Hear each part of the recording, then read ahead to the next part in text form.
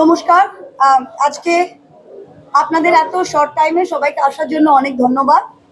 আমি মহুয়া মৈত্র, কৃষ্ণনগর উত্তর সাংগঠনিক জেলার সভাপতি। আমার সাথে রয়েছে ডান দিকে অভিনব ভট্টাচার্য, যিনি অল ইন্ডিয়া তৃণমূল কংগ্রেসের প্রথম মনোনীত প্রার্থী ছিলেন, এবং বাঁ দিকে রয়েছেন সোমনাথ দত্ত, যিনি আবার বি ফর্মে 2 নম্বর মনোনীত প্রার্থী ছিলেন। সৌমাল্য ঘোষ আমাদের টাউন প্রেসিডেন্ট, আমাদের ভোম্বল যে আমাদের 5টা পঞ্চায়েতের ব্লকটা দেখেন, আমাদের জেলার সভাধিপতি, আমাদের এক্স টাউন প্রেসিডেন্ট, আর সমস্ত প্রায় ওয়ার্ড সভাপতিরাও সাথে রয়েছে। যে কোনো একটা টেকনিক্যাল কারণে আজকে আমাদের স্ক্রুটিনিতে অভিনব ভট্টাচার্যের যে নমিনেশনটা রয়েছে সেটি পাস হতে পারেনি।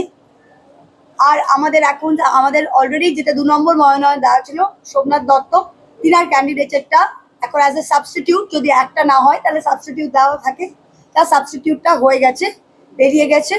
তাই আমি আজকে আপনাদের কাছে এতদিন ধরে যা আমরা হেল্প পেয়েছি, মদত পেয়েছি, আশা করি আগামী দিনও এই মদতটা পাবো।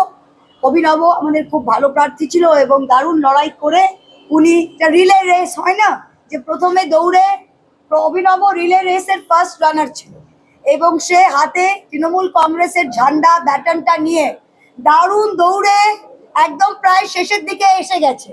এখন সে সোমনাথকে সেই ঝান্ডাটা দিচ্ছে, সোমনাথ সেই ঝান্ডাটা নিয়ে ঠিক সেই স্পিডটা দৌড়ে লাস্টে আরেকটু বেশি দৌড়ে সেটাকে ক্রস করবে। এটাই, the baton has been passed over.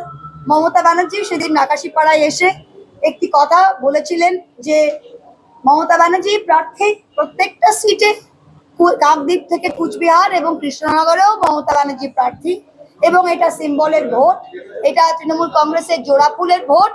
তাই আগামী দিনে যেরকম ভাবে প্রচার হচ্ছে, অভিনব প্রচারে থাকবে।